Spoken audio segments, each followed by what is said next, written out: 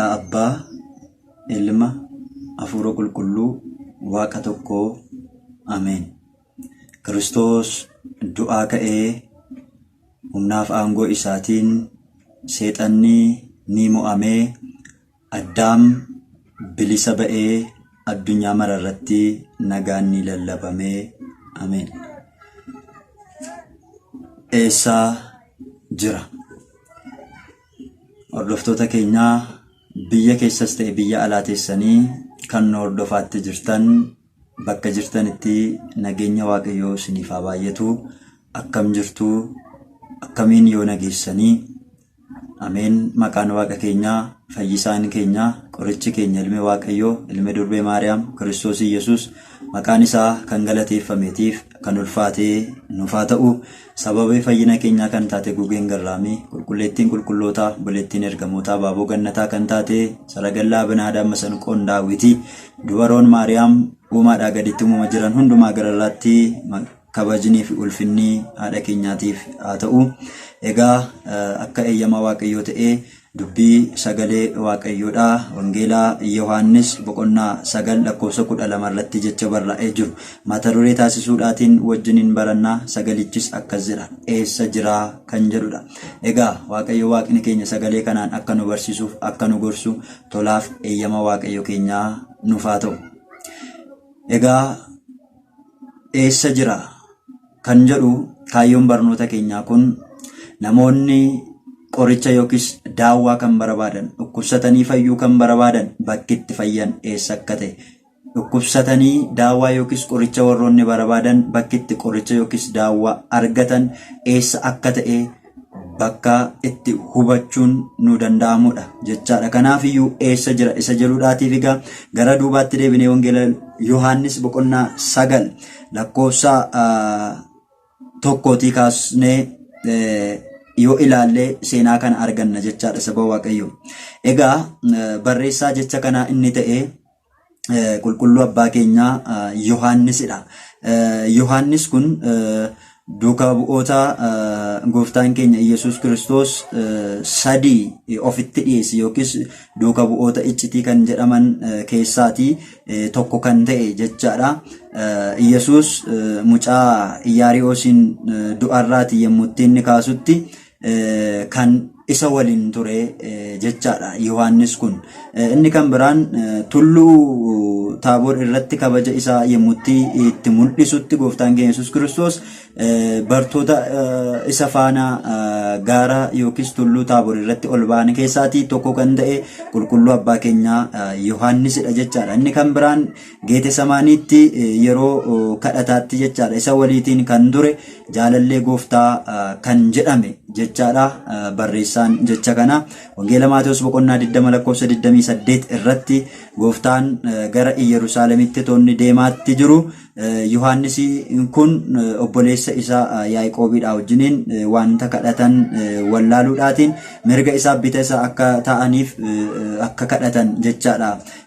Waa'een isaanii barraa'eetiin jira. Kan biraan Wangeela Luqaas boqonnaa 22 lakkoofsa 6 kaasnee hanga 13 yoo ilaalle Yohaannis Phexros waliin ta'uudhaatiin irbaata ayyaana Faasikaadha yookiis Kiristoos otoo hin fannifamiin duraan dursee ayyaanni Faasikaa sanbata jiru gaafa kamisaadha irbaata Faasikaa kan qopheessa Phexros waliin ta'uudhaatiin qulqulluu Yohaannis barreessaa seenaa kanaati jechaadha. Wangeeluma isaa boqonnaa 13 lakkoofsa 21 irratti Yesuus Kiristoos dabarsee du'aatiif kan isa kennu eenyu akka ta'e kan gaafatedha. Gooftaan Yesuus Kiristoos isin keessaatii tokko dabarsee na kenna jedhee gaafa dubbatu bartoota isaa keessaatii dursuudhaatiin Kiristoosiin baay'ee waan jaallatuudhaaf nu keessaa dabarsee kan si kennu eenyudha yoo Yihudaan isin keessaa tokko dabarsee na kenna gaafa jedhamu anaaree jedheeti kan inni gaafate. Yohaannis garuu eenyudha inni si dabarsee du'atti dabarsee kan si kennu kun eenyudha jedhee gooftaa keenya Yesuus Kiristoosiin kan gaafatedha.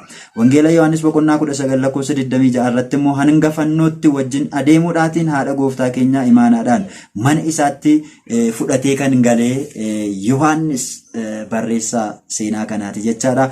Egaa kanaaf wangeela isaa kana ga'arra kan nuti wajjiniin ilaallu boqonnaa 9 lakkoofsa 12 irratti eessa jira jecha jedhutu barraa'ee jira jechaadha. Kanaaf egaa wangeela Yohaannis boqonnaa 9 lakkoofsa 1 kaasnee gara barnoota keenyaatti gaafa achi as deebinu waa'ee Yohaannisidha. Gabaabaadhumatti haga kana yoo jenne nu ga'a jechaadha.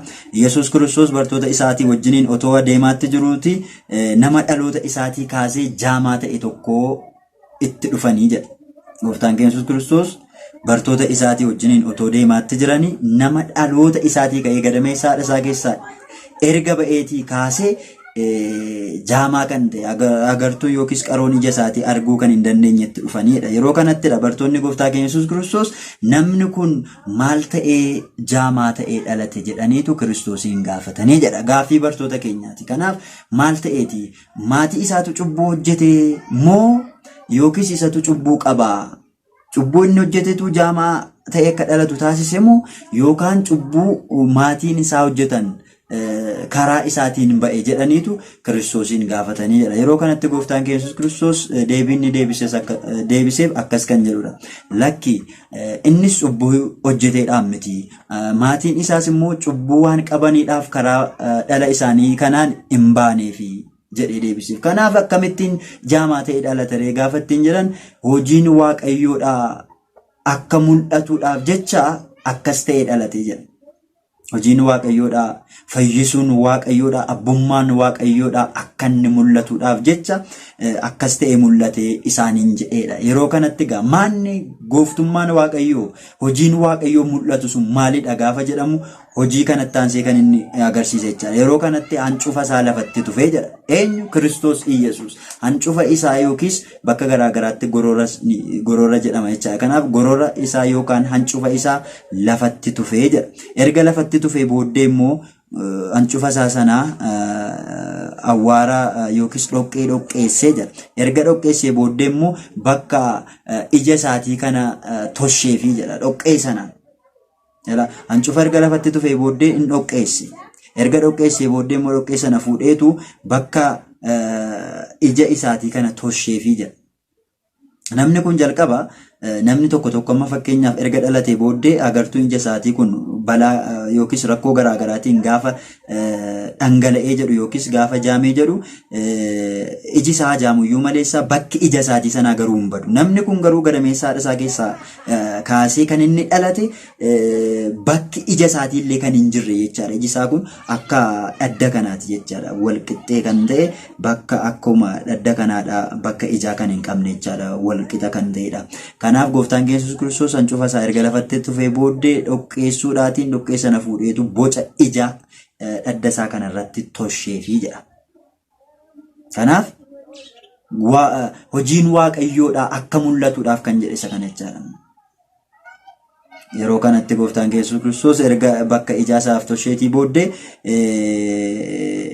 bakka bishaan Basalihoom bakka jedhamutti dhaqiitii dhiqadhu isaan jedheedha. Gooftaan keenya Yesuus Kiristoos hancufa isaa sana lafatti tufuun isaa akka mana amantaa keenyaatti tsabalaa wajjiniin abbootiin keenya ni fakkeessu jechaadha. Tsabalaan fakkeessu. Tsaballi hancufa isaa akka tufeetiin immoo akka inni dhoqqee sana fuudheeti bakka ijaa kan toshe waan ta'eedhaaf dhoqqeen sun immoo maaliin fakkeeffama? Kan inni dhoqqeessu sun himnatii mana amantaa keenya keessaati. Kiristaanonni bakka dhibee isaaniitti dibatanii kan isaan dhibee isaaniirraa ittiin fayyan jechaadha. Kanaaf egaa hancufi isaa suni tsabalatti gaafa fakkeeffamu dhoqqeen sun immoo himnatiittidha kan inni fakkeeffamu jechaadha. Kanaaf gooftaan keenya erga kana godheeti maal ittiin jedha bakka bishaan Basalihoom jedhamu sanatti dhaqiitii dhiqadhu isaan jedheedha. Namni kun ammayyuu bakki ijaa isaaf toshamee jira argaatti hin jiru jechaadha. Amma eessa deema? Bakka bishaan Basalihoom jedhamu sana achitti deemeedha. Iddoo sanatti deemuudhaan namni kun ni dhiqata jechaadha. Ajaja Kiristoosiin eeguudhaatiin naqeetiin dhiqata. Yeroo kanatti egaa namni kun erga dhiqatee booddee bishaanuma Basalihoom jedhamu sana keessa erga seenee booddee bishaan namoonni baay'een keessa seenanii ittiin dhiqatanii fayyan. Egaa bishaan kana bishaan ergamoonni Waaqayyoodhaa eebbisanidha. Bishaan ergamoonni Waaqayyoo eebbisaniin namoonni baay'een egaa bishaan sanatti dhiqatanii dhibee isaanii lamxii isaaniirraa kan ittiin qulqullaa'an jechaadha. Kanaaf namni kun battaluma sanatti agartuun ija isaatii kun isaaf banameefidha. Namni dhaloota isaatii kaasee agartuun ija isaatii kan hin agarre jaamaa kan ta'e kun humna waaqayyootiin hojii fayyisuu kiristoosiitiin agartuun qaroon ija isaatii isaaf banameedha. Yeroo kanatti gara mana isaatiitti gale. Ilaalaa gale. Kanaan dura namni harka qabee baasee harka qabee manatti galcha. Amma garuu ofii isaatiin gammadaa burraaqaa gara mana isaatiitti galeedha. Namni gara waaqayyootti fayyuudhaatiif laphee isaa qulqulluudhaan gara waaqayyootti namni deemu, namni okkolaa gaafa gara waaqayyoo dhaqan deemanii gara mana ofiitti galu. Gara mana waaqayyootti baatamanii fayyuudhaaf gaafa deeman gara manaatti gaafa galan garuu fayyanii dhibee ofiirraa qulqullaa'aniiti kan deeman saba waaqayyoo. Gara waaqayyoodhaa yookiis gara mana waaqayyoo jaamaan dhaquu ni danda'a. Gara mana isaatti gaafa galu argee ilaalaa galuu qaba saba waaqayyoo. Malee namni gara mana waaqayyoo jaamaa ta'ee gara mana waaqayyoos deeme yeroo galus jaamaa ta'ee gara mana isaatti galuu hin qabu. Gaafan akkasiniin jedhu. Egaa namni baay'een isaa agartuun laphee isaatii yookiis agartuun hafuura isaatii jaamaa kan ta'e baay'ee isaa jira. Baatamanii qabamanii dhiibamanii humnaan gara mana waaqayyootti kan deeman nama baay'eetu jiru. Baatamanii fedhii isaanii malee dirqisiifamanii gara mana waaqayyootti kan baatamanii deeman jiru. Kanaaf saba waaqayyoo sagalee kana dhagaatti kan jirru gara mana waaqayyoo gaafa deemnu baatamnee dhiibamnee humnaan deemuu dandeenya. Gara mana keenyaatti gaafa gallu garuu abbummaa waaqayyoon sagalee isaa isa jiraataatiin isa kattaa keessaa bishaan burqisiisu sagalee isaa isa qilleensa ajaju sagalee isaa isa samii utubaa malee dhaabe sagalee isaa isa lafa kana gargaarsa nama tokko malee dhise isaan sagalee isaatiin agartuun laphee keenyaa baname gara mana keenyaatti galuu qabna. Gara mana waaqayyoo gaafa deeman namni baay'een okkolaa deema. Okkolaa deemeetu okkolaa kan gara mana isaatti galu jira. Gaafan akkas jedhu okkolaa kan deemu namni baay'een yaada hafuura isaatiin kan okkolaa gara mana waaqayyoo deemu, kan okkolaa gara mana waaqayyoo deemu jira. Na fayyisaa laataa, nan fayyaa laataa, nan jijjiiramaa laataa. Jireenya shakkii keessa kan deemu okkolaa kan deemu jechuudha. Yaada okkolaa jedhama kun. Namni yaada isaatiin okkolaa gaafa jedhamu akkuma foon miila keenya fooniitiin okkolaa yookiis qoreen gaafa waraanu bismaarri wantoonni garaagaraa qara qaban gaafa nama waraanan kan okkolan qofaa otoo hin taane namni yaada hafuuraa isaatiin okkolaa kan deemu jira. Addunyaa kanarra kan baay'atee jiru amma yaada hafuura isaatiin kan okkolu qofaatu jira jechuudha. Kanaaf namni baay'een gara waaqayyoo gaafa deemu okkolaa deema. Gara waaqayyoo gaafa deemnu okkolaa yoo deemne iyyuu gara mana keenyaatti gaafa gallu garuu fayyinee utaalaa gammadaa waaqayyoon galateeffachaa gara mana keenyaatti galuu nu barbaachisa jechaadha saba waaqayyoo. Kanaaf gara mana waaqayyoo gaafa deemnu duudaa ta'anii gara isaa deemuun hin danda'ama. Duudaan dhaquu danda'a mana waaqayyoo. Garuu gara mana isaatti gaafa galu dhagaa galuutu irra jiraata. Gurri isaa dhagaa galuun irra jiraata jechaadha saba waaqayyoo.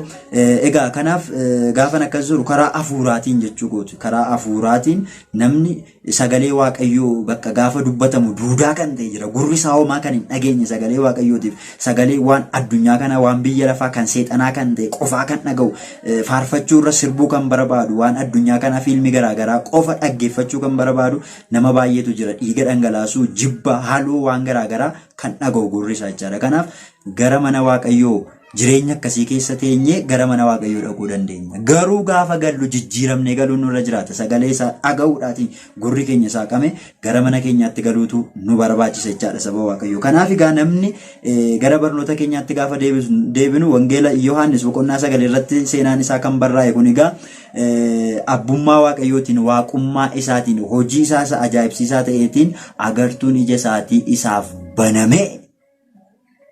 Gara mana isaatiitti gale. Yeroo kana warri ollaa kanaan dura kan beekani jaamaa ta'uu isaa beeku. Iji isaa akka inni agarre.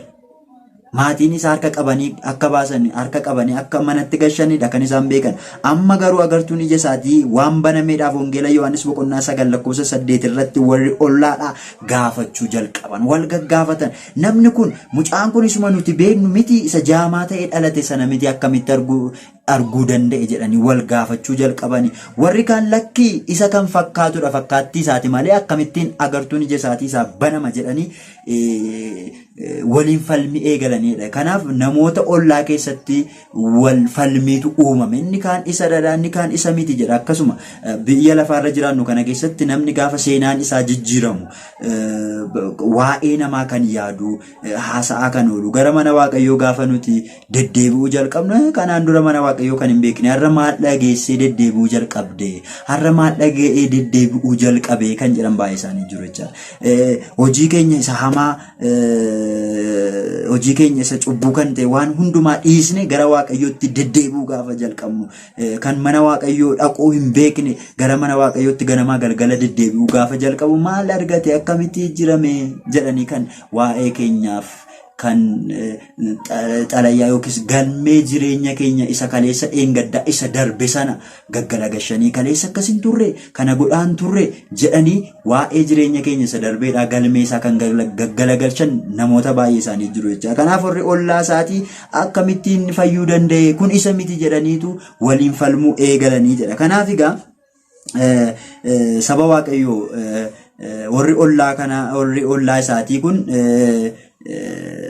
isa gaafatanii akkamitti fayyuu dandeesse, iji kee jaamaan turree jedhanii gaafa isa gaafatan egaa Kiristoos Iyesuus namni jedhamu akka isa fayyise isaaniif himee jechaadha. Kanaaf saba Waaqayyoo namoonni baay'een isaanii qoricha mana amantaa keenya keessaa fudhatanii fayyanii, daawwaa mana amantaa keenya keessaa fudhatanii kan fayyan, dhibee isaaniirraa fayyanii, dhibee isaaniirraa qulqullaa'anii, dhibee foon isaaniirraas dhibee lubbuu isaaniirraas kan fayyan baay'een isaanii garuu waa'ee isa isaan fayyiseedhaa dhugaa kan hin baane nama baay'ee jiru. Mee saba Waaqayyoo meeqan keenyadha namni qoricha yookiis daawwaa mana amantaa keenya keessaatii fudhatee kan hin fayyine hin jiru saba Waaqayyoo. Garuu kan dhugaa ba'u nama meeqa jira?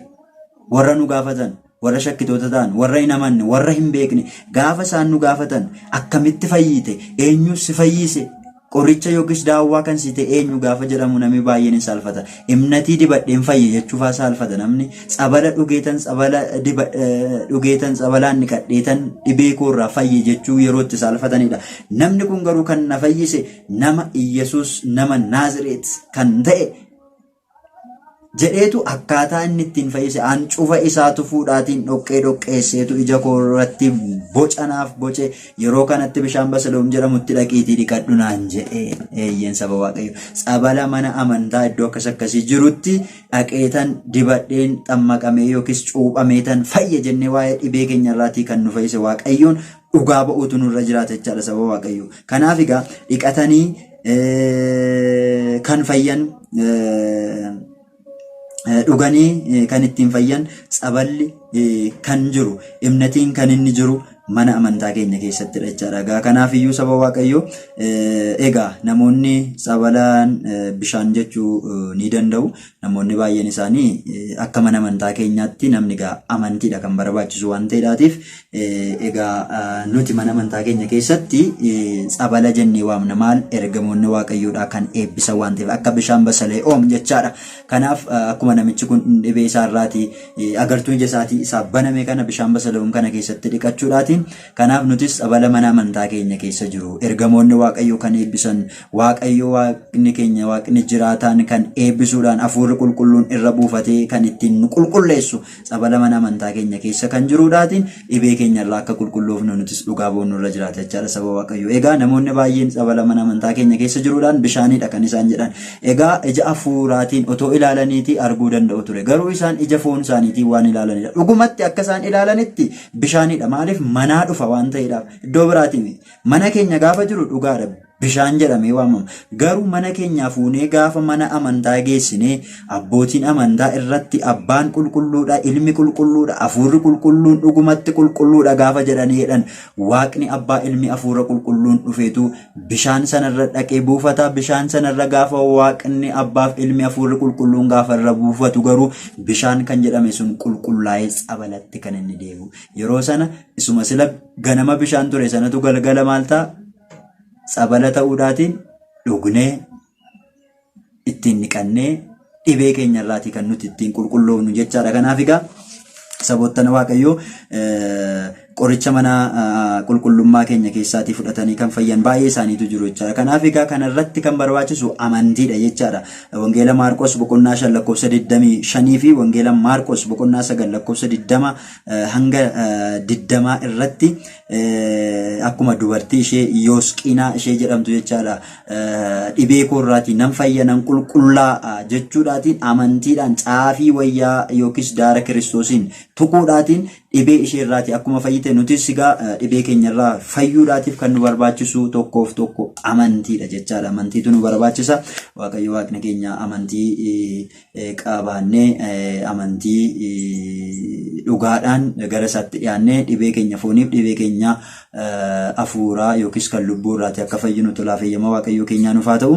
Egaa qoricha mana qulqullummaa keenya keessaatii kan fayyan baay'een isaanii tsabala Yordaanosiitiin kan fayyan lammaffaa Moototaa boqonnaa 5 lakkoofsa 19 irraatii tokko kaasee hanga 19tti yoo dubbisne argachuu ni dandeenya. Egaa ragaa kana gaafan isinii kennu egaa kitaaba qulqulluudhaa warroonni qabdan egaa amma haalli teknooloojiidhaan egaa kitaabonni qulqulluun egaa afaan Oromiffaatiin aga ammaatti kan mana amantaa keenya Ortodoksii Tawaahidoodhaa egaa jiraachuudhaa yoo baate iyyuu kitaabni ergisaa wanta jiruudhaaf achirraas argachuun ni danda'ama. Inni amanes inni namannes achirraatiin ni argata jechaadha. Kanaaf tsabala Yordaanosiitiin lammaffaa Moototaa boqonnaa 5 lakkoofsa 1 hanga 19tti wayyaa gooftaatti bu'uudhaatiin wangeela Maatewos boqonnaa 9 lakkoofsa 12 gaaddidduu bartootaatiin hojii ergamootaa boqonnaa 5 lakkoofsa 15 marata mataa lubootaatiin hojii ergamootaa yookiis hojii duuka bu'ootaa boqonnaa 19 lakkoofsa 11 hanga 12tti yoo dubbisne argachuu ni dandeenya. Dibata qulqulluu dhaan qibaa qiddus isa jedhamu jechaadha. Dibata qulqulluudhaan egaa dibata qulqulluu gaafa jennu jarri keenya zayitii gabaa keessaa bitanii ittiin uummata dogoggorsan otoo hin taane isa ittiin zayitii nyaataa bituudhaatiin zayitii nyaataa nurratti mi'eessan qaalessan otoo hin taane egaa zayitii eebbaa kan ta'e zayitii yookiis dibata qulqulluu abbootii qulqulloonni gadaamii garaagaraa kan jiran warra biddeen nyaatan otoo hin taane warra baala nyaatanii warra jiraatan Kiristoosii wajjiniin hariiroon isaanii kan walitti siqe jechaadha. Isaaniin kan hojjetamedha. Hojii wangeelaa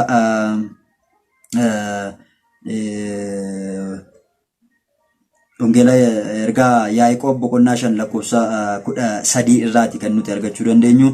Inni kan biraan tsabala ergamoonni eebbisan egaa wangeela Yohaannis boqonnaa 5 lakkoofsa 1 kaasnee argachuu dandeenya jechaadha. Egaa tsabala ergamoonni Waaqayyoodhaa eebbisan egaa kan akka waggaa 38 guutummaa kan dhukkubsataa ture Matsaaguu namni jedhamu tsabala ergamoonni eebbisan sanaan egaa ergamoonni Waaqayyoo dhaqanii tsabala bishaan sana keessa gaafa isaan buufatanii jedhan gaafa isaan achirra buufatanii tsaballi sun egaa yookiis bishaanni sun ni raafama. Yeroo sanatti egaa ergamoonni Waaqayyoo dhufanii akka isaan achirra buufatan ni beekama jechaadha. Maaliif ulfina ergamoota Waaqayyoo, kabaja ergamoota Waaqayyoo, guddina ergamoota Waaqayyoo irraa kan ka'e bishaanni sun ni raafama. Yeroo inni raafamu sanatti ergamoonni Waaqayyoo eebbisaatti akka isaan jiran waan beekamuudhaaf namni ija isaa fooniitiin ergamoonni Waaqayyoo gaafa isaan dhufanii argu. Garuu maaliin argu? Hojii isaaniitiin argama jechaadha. Hojii isaan hojjetanii galaanni yookiis bishaan sun ni raafama. Kanaaf egaa yeroo isaan dhufanii irra buufatan bishaanni sun tsabalatti jijjiirama ni eebbifama.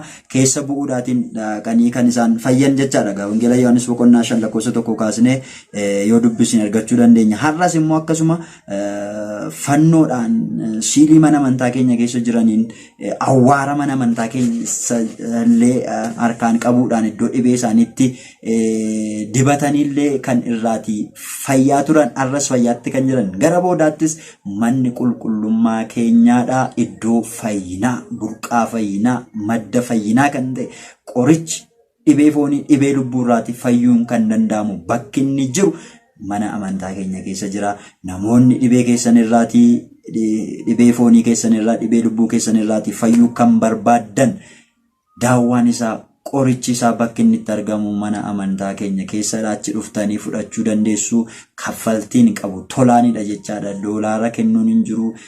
Birri biyya keenya kan Itoophiyaa kennuun hin jiru jechaadha. Akkasumatti tolaan kan isinirraati barbaachisu kan isin kaffaltan amantii qofaadha. Amantii qofaa qabadhaatii gara iddoo daawwaan jiru kana gara mana amantaa keenyaatti kottaa. Dhibee keessan kamirraayyuu ni fayyituu. Waaqayyo Waaqni keenyaa akka hojii keenya akka balleessaa keenyaa otoo hin taane akka arjummaa isaa akka gara laafummaa isaatti dhibee keenya foonii dhibee keenya lubbuu irraati akka nu fayyisu tolaaf eeyyama Waaqayyo keenyaa nuuf haa ta'u. Wangeela Luqaas Wangeela Yohaannis boqonnaa 9 lakkoofsa 12 eessa jira akkuma jedhan namoonni ollaa qaroo dhabeessa kanaadha. Arras namoonni baay'een bakka daawwaan jiru, bakka qorichi jiru, bakka fayyinni jiru barbaadaatti kan jiran hedduu isaanii jira. Kanaaf deebii isaatiif eessa jira isa jedhaniidhaaf bakki daawwaa qorichi tola kennamu iddoon isaa mana amantaa keenya keessa jira jechaadha. Kanaaf gara sana dhufanii akka isaan